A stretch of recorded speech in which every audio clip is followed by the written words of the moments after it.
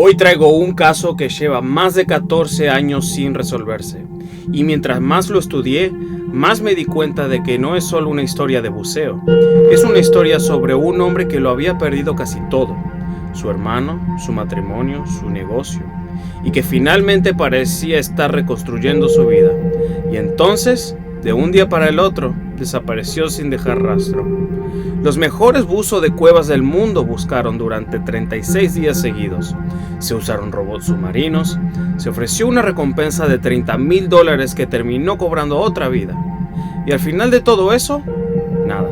Sin cuerpo, sin equipo, sin explicación. Y lo que más me impacta de este caso no es el misterio en sí. Es que dependiendo de qué teoría te creas, estás viendo una historia completamente diferente. Un accidente, una fuga o algo mucho más oscuro. Si eres nuevo por aquí, en este canal contamos historias reales de exploración, supervivencia y los lugares más extremos del planeta. Suscríbete porque cada semana hay una historia nueva. Y con eso dicho, comencemos. El 18 de agosto de 2010, un hombre llamado Ben McDaniel entró al agua en la cueva Vortex Spring, en Florida. Era de noche. Un empleado del lugar lo vio cruzar la reja de metal que separa la zona segura de la zona restringida. Lo vio desaparecer en la oscuridad y nunca más lo volvieron a ver. Aquel día ocurrió una de las búsquedas más intensas, más costosas y más peligrosas en la historia del buceo en cuevas. Decenas de buzos de élite recorrieron cada centímetro de esa cueva durante 36 días seguidos. Usaron un vehículo submarino teledirigido, ofrecieron recompensas de hasta $30,000 y sin embargo no encontraron nada. Ni el cuerpo, ni el equipo completo, ni una sola marca en la roca. Nada. Más de una década después, nadie sabe qué pasó. Y mientras más te metes en los detalles, más preguntas aparecen. Cada nueva investigación abre más incógnitas de las que cierra. Y eso, para un caso de desaparición, es inusual. Muy inusual. Advertencia. Este relato contiene descripciones de buceo en cuevas, situaciones de alta presión psicológica y referencias a muertes en entornos de exploración extrema.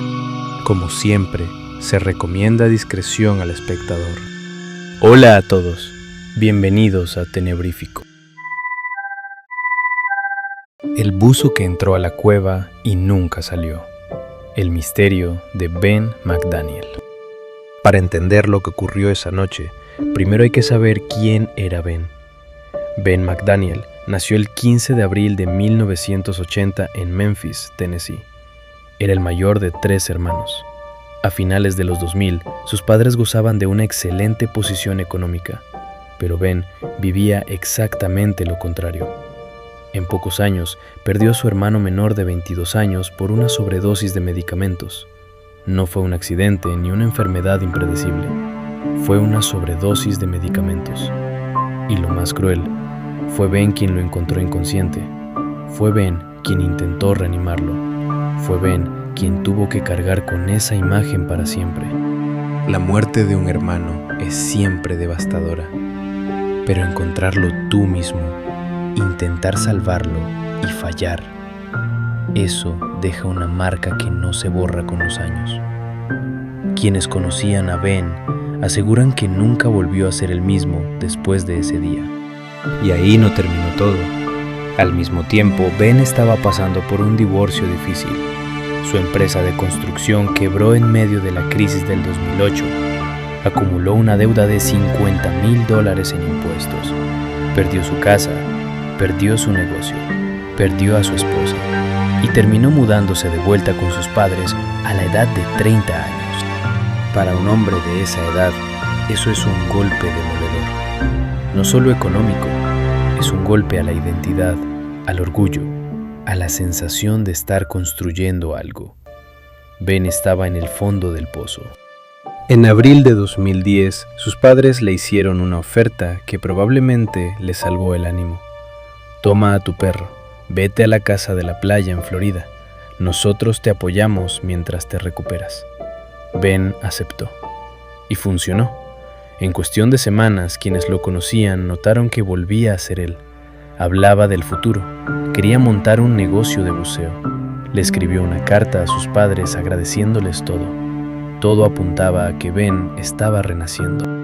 El buceo era su obsesión, y su lugar favorito era Vortex Spring, al norte de Ponce de León, Florida. No es un lugar ordinario, es el centro de buceo más grande del estado. Agua cristalina, temperatura constante y algo para cada nivel. Para los principiantes, una zona abierta y soleada. Para los avanzados, una cueva masiva en el fondo del manantial. Desde la superficie se baja hasta 18 metros. Ahí empieza una caverna enorme, con una apertura de unos 9 por 12 pies. Esa caverna se extiende otros 91 metros hacia adentro y hacia abajo, hasta los 35 metros de profundidad, donde termina en una reja de acero con candado. Más allá de esa reja, más de 488 metros de pasajes de piedra caliza, con profundidades de hasta 95 metros. Algunos pasajes tienen apenas 25 centímetros de ancho. Para pasar, tienes que quitarte los tanques de aire y contorsionarte como una serpiente. No es una exageración, es una descripción precisa del lugar al que Ben quería entrar. Aquí hay algo que tienes que entender. El buceo en cuevas no es como el buceo normal. No es el mismo deporte. Para certificarte necesitas 2 meses de entrenamiento extra y 125 inmersiones con un compañero certificado. La razón es brutal. En los años 90, más de una docena de buzos murieron en esta misma cueva. Por eso pusieron la reja, por eso existe el candado. Y por eso, para tener la llave, tienes que demostrar que estás certificado. Ben no lo estaba. El miércoles 18 de agosto de 2010, Ben regresó a la casa de playa tras visitar a sus padres. Al mediodía fue a Vortex Spring e hizo una inmersión en la zona abierta. Otros buzos lo vieron estudiando la entrada de la cueva, como evaluándola, como planeando algo. No era la primera vez, lo había hecho antes, pero esa noche sería diferente. Salió del agua, rellenó sus tanques, eso quedó grabado en las cámaras de seguridad del centro de buceo, y pasó la tarde en la orilla, revisando su equipo y escribiendo en su bitácora. A las 7:30 de la noche llamó a su mamá. Una conversación normal. Hablaron del perro, del clima, de cosas sin importancia. Fue la última vez que ella lo escuchó. Cuando terminó la llamada, Ben se puso el equipo y volvió a meterse al agua. 2 empleados del negocio de buceo que salían de su propia inmersión lo vieron. Llevaba luces y casco, equipo de cueva completo. Sabían que no tenía permiso para estar ahí. De hecho, sospechaban desde hacía tiempo que forzaba la reja para entrar por las noches. A veces se quedaban en la orilla a ver burbujas en la superficie para asegurarse de que salía con vida. Esa noche no fue la excepción. Esa noche, uno de los empleados decidió abrirle la reja. Detengámonos aquí. Esto es fascinante y aterrador a la vez. Los psicólogos lo llaman normalización de la desviación. Algo que está mal, cuando se repite muchas veces sin consecuencias, empieza a sentirse normal. Ben llevaba semanas entrando o intentando entrar. Los empleados ya habían esperado por él en ocasiones anteriores. Y esa noche, en lugar de detenerlo o llamar a alguien con autoridad, simplemente le abrieron la puerta. No porque pensaran que era seguro, sino porque ya era parte de la rutina. Esa decisión lo cambió todo. Los 2 empleados nadaron con Ben hasta la gran caverna. Pasaron el cartel más famoso del buceo en cuevas, una imagen del ángel de la muerte con la palabra alto y estadísticas reales de buceadores muertos. Llegaron a la reja, el empleado la abrió y vio a Ben apretarse bajo el saliente de piedra caliza y desaparecer en oscuridad. Esa fue la última vez que alguien lo vio con vida. A la mañana siguiente, su camioneta seguía en el estacionamiento. Nadie le prestó atención. En un centro de buceo, que un coche pase la noche allí no es raro. pero el jueves siguió ahí. El viernes seguía ahí. Fue entonces cuando llamaron a la policía. Lo que encontraron fue extraño. No había rastro de sus tanques, ni de su traje de neopreno, ni de su equipo de buceo. Pero dentro del camión estaban su billetera con $1,100 en efectivo, su celular y su bitácora. En esa bitácora había un mapa detallado de las secciones de la cueva que había explorado en visitas anteriores. En la casa de playa encontraron a su perro solo y con hambre. No lo habían alimentado en al menos 2 días. Los perros cadáver llegaron al lugar y marcaron directo hacia el agua. La conclusión parecía obvia. Ben entró a la cueva y no salió. Pero entonces empezaron las contradicciones. Durante 36 días, buzos de élite recorrieron la cueva. Encontraron 3 tanques que supuestamente eran de Ben, 2 en la caverna exterior, 1 a unos 61 metros dentro.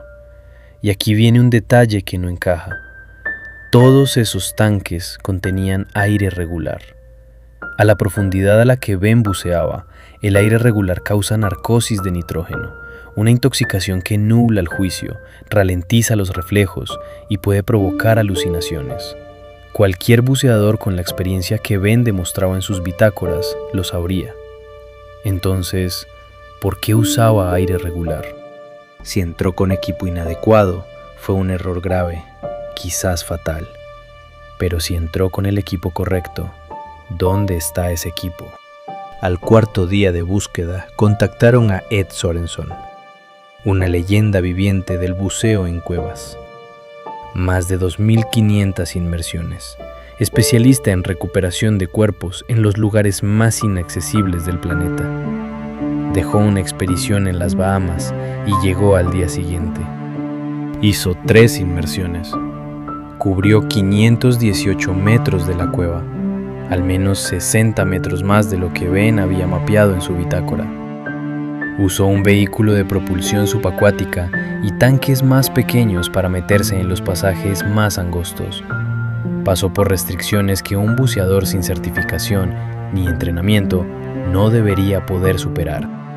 No encontró nada, ni cuerpo, ni equipo, ni marcas en las paredes, ni siquiera una actividad anormal de peces, algo que ocurre cuando un cuerpo se descompone en el agua y atrae a carroñeros. Ben medía 1,86 metros y pesaba 95 kilos. Ed Sorenson es más bajo y más delgado, y Ed mismo dijo que fue difícil para él pasar por algunas de esas secciones. Era muy improbable que Ben, sin certificación ni entrenamiento específico, pudiera haber llegado más lejos que él. Eso solo ya empieza a desmoronar la teoría más simple.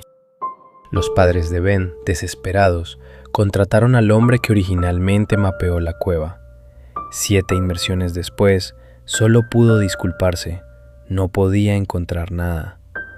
Pagaron el depósito para un vehículo submarino teledirigido, de los que se usan en operaciones militares y de exploración profunda.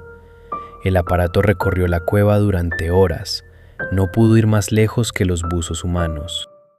Ofrecieron una recompensa de $10,000, luego $20,000, luego $30,000, y la comunidad de buzos se indignó. Estas personas habían arriesgado sus vidas gratuitamente por alguien que ni siquiera debía estar ahí. La recompensa, pensaban, era un insulto. Pero lo peor estaba por venir. En marzo de 2012, un buceador entró a la cueva y no salió. Al día siguiente encontraron su cuerpo. Lo recuperó Ed Sorenson. Estaba cerca de una restricción imposiblemente pequeña, con una pala. Para llegar ahí, había tenido que pasar por 4 restricciones previas, muy lejos del rango normal de buceo recreativo. Ed estaba convencido de que ese hombre estaba buscando a Ben. La recompensa, sin querer, había causado otra muerte. Los padres de Ben la retiraron de inmediato. Pero la historia se vuelve aún más turbia. Un investigador privado contratado por la familia descubrió que varios empleados del negocio de buceo tenían antecedentes penales, y el dueño, en ese momento, enfrentaba cargos graves. había golpeado a un empleado con un bate de béisbol en una discusión. Se declaró sin culpa y recibió libertad condicional. En diciembre de ese mismo año, el dueño murió. Se cayó por unas escaleras durante una parrillada del negocio. Lo metieron en una bañera con una cobija, en lugar de llamar a una ambulancia. Al día siguiente, alguien lo encontró en coma. Murió un mes después sin haber recuperado la conciencia. La policía se negó a dar detalles sobre el caso, alegando que la investigación seguía en curso. ¿Hay una conexión entre la desaparición de Ben y la muerte del dueño? No lo sé. Nadie lo sabe. Pero tampoco podemos ignorarlo. Hoy existen 4 teorías principales sobre la desaparición de Ben McDaniel. Primera, Ben está en la cueva. Entró en pánico, se metió en una grieta inaccesible para los buzos de rescate y murió ahí. La documentalista Jill Heinert, que filmó un documental sobre el caso, cree esto. El problema, 0 evidencia biológica, 0 bacterias de descomposición en el agua, 0 marcas en las paredes, 0. Segunda, alguien sacó su cuerpo de la cueva antes de que llegara la policía, para evitar que el negocio fuera clausurado. Los 2 empleados que lo vieron entrar pasaron la prueba del detector de mentiras, pero ese dispositivo no es infalible. Además, sus versiones sobre los hechos tienen puntos que no cuadran del todo. Tercera, Ben fingió su desaparición para empezar una nueva vida en otro lugar. Pero dejó dinero en efectivo, dejó a su perro solo y hambriento, y acababa de escribir una carta esperanzadora a sus padres. No es el perfil psicológico de alguien que planea una fuga. Cuarta, fue víctima de un crimen. Algo pasó entre Ben y alguien relacionado con el negocio de buceo. El historial violento del dueño y el extraño secretismo alrededor de su muerte dan peso a esta idea, pero sin pruebas forenses sigue siendo especulación. Mi opinión personal, después de revisar todas las fuentes disponibles, me cuesta creer que Ben esté en la cueva, no porque sea físicamente imposible, sino porque la búsqueda fue demasiado exhaustiva. Ed Sorenson llegó más lejos que Ben según su propio mapa. No encontró nada. La ausencia total de evidencia biológica es el dato más difícil de ignorar. Los cuerpos se descomponen. El agua registra esa descomposición con cambios químicos y biológicos. Nada de eso apareció. Pero tampoco tengo una explicación alternativa que me convenza del todo. Cada teoría tiene agujeros. Cada hipótesis se topa con un dato que no encaja. Y eso, creo, es lo que hace que este caso sea imposible de soltar. Han pasado más de 14 años. El negocio de buceo sigue abierto. La cueva sigue ahí, con su reja, su candado y su cartel del ángel de la muerte. Y Ben McDaniel sigue desaparecido. Sus padres aún creen que fue un crimen. La comunidad de buzos está profundamente dividida. Y Jill Heinert, que entró al caso para hacer un cortometraje y terminó haciendo un documental entero, cree que Ben está adentro, en algún lugar donde ningún ser humano puede llegar. Quizás esa es la verdad más honesta que podemos alcanzar.